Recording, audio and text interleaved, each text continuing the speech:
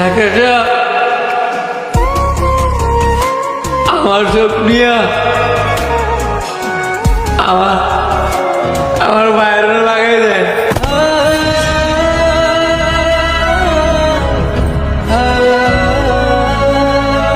কি বলেন? আপনার চোখ নিয়ে নিলে তো আপনার চোখে দেখবেন না।